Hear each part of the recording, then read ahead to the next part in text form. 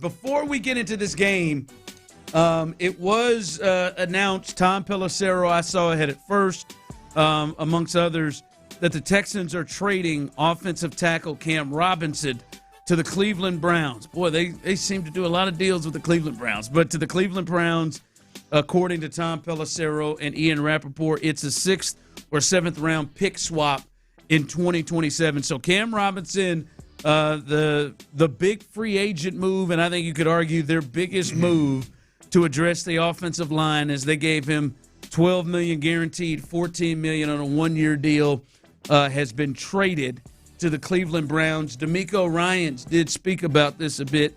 Here is D'Amico on reports of them moving on from Cam Robinson. We traded Cam to the Browns today. It gives Cam an opportunity to go play it, and we wish Cam nothing but the best. He's handled himself the right way since he's been here. He's done everything the right way, everything that we asked him to do. So we wanted to do right by him and give him the opportunity. All right, they wanted to do it for Cam. Good for them. Did it for Cam. Probably also he couldn't get on the field here. Clint, your thoughts here? Cam Robinson, not a real surprise. We started hearing rumblings of this when they made the final depth chart. We started hearing the thought of they may move on from one of these tackles, and we thought, well, Cam is the one that makes sense. Blake Fisher is a second-round draft pick you got 2 years ago. They would probably try to continue to see if there's some growth there with him. But they move on from Cam Robinson. Your thoughts on the move from the Texans today? Well, this is two-pronged here. One, I love the way that Nick and D'Amico, their approach to moving on quickly from mistakes that they make. Look, I'm not sure if Ariante Ursary is a better left tackle right now than Cam Robinson. And so I don't know if it's Ariante Ursary that allowed them to cut Cam Robinson or trade Cam Robinson. I'm sorry. I don't know if Cam's, I'm a veteran, I'm going to chill through camp and, maybe, kind of different approach to, the game and practicing and playing, and then maybe they're looking for in this particular offensive line room. I don't know if Cam not being a great fit was part of it. But either way, it doesn't matter.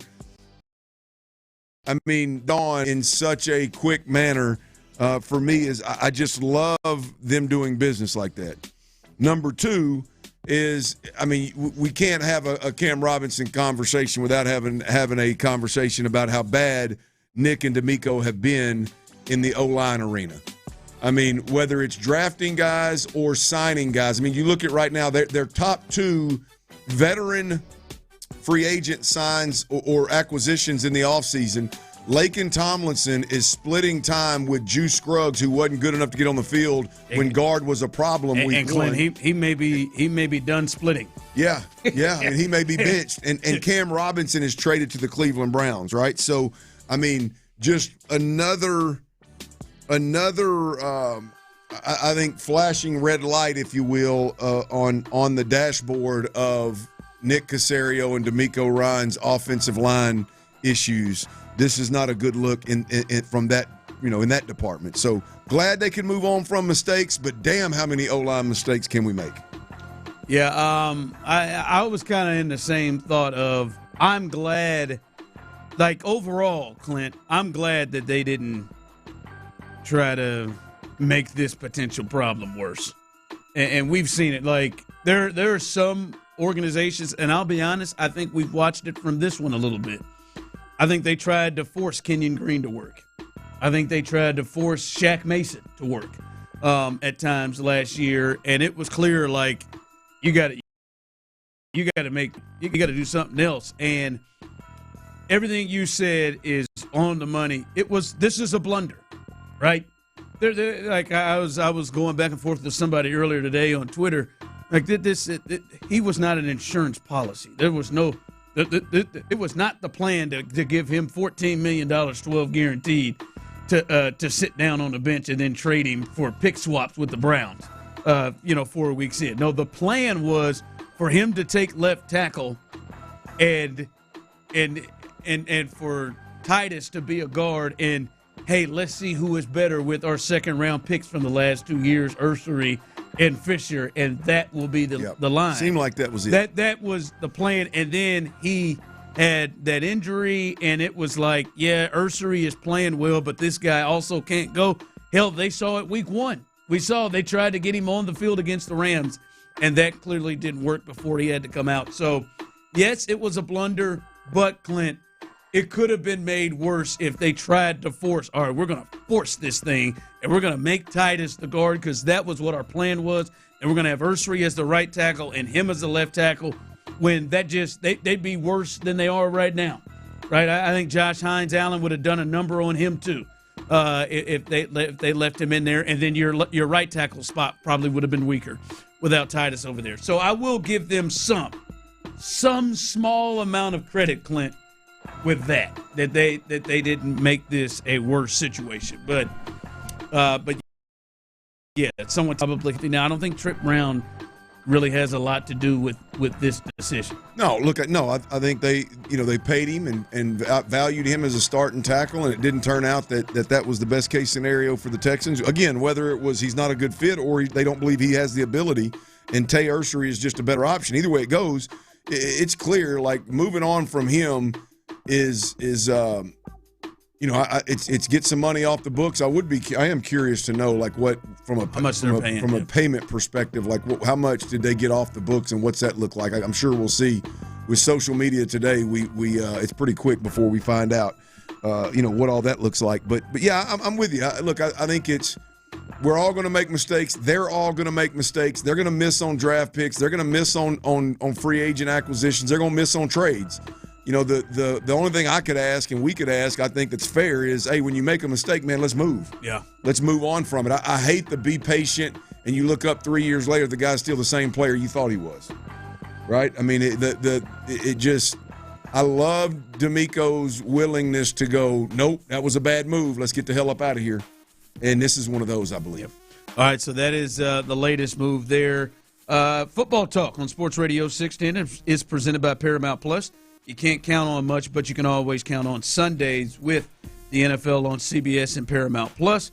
Watch your local NFL game all season long, kicking it off with the juicy Week 5 matchup between the Houston Texans and Baltimore Ravens. Visit Paramount NFL to get started today. All right, Clint, a much-needed victory for the Texans.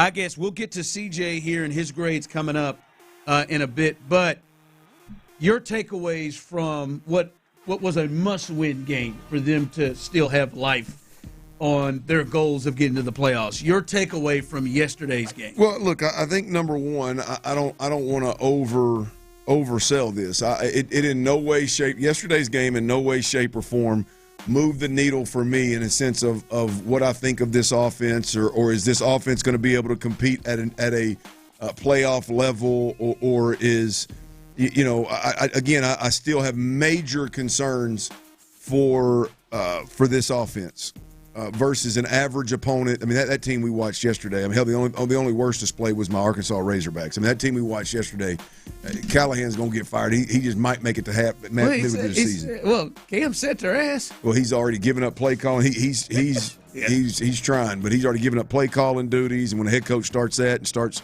shuffling the deck, man, good luck with that. So that was a pissy poor football team. But I think number one, it just big picture does not move the needle for me in terms of what this offense can do against, the top half of the NFL.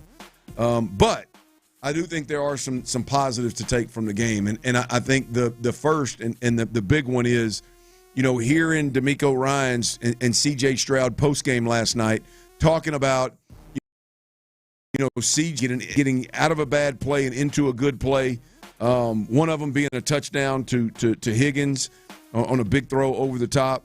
I think that is, whether it's at practice or it's in a game versus a poor opponent or it's in a big game, any way it goes, those are reps that you can't duplicate. And so I think for me, Ron, hearing that on multiple fronts throughout the game, mostly in the fourth quarter, obviously, but that part of it is something that you can't manufacture. It has to happen in a game. CJ has to call it, see it, communicate it, and have success with it. And by God, the Titans almost looked shocked that anybody that they would run routes past. I mean, he had Dalton open that he missed early in the game. Yep. And then, I mean, that was easy for him. He was several steps with no help.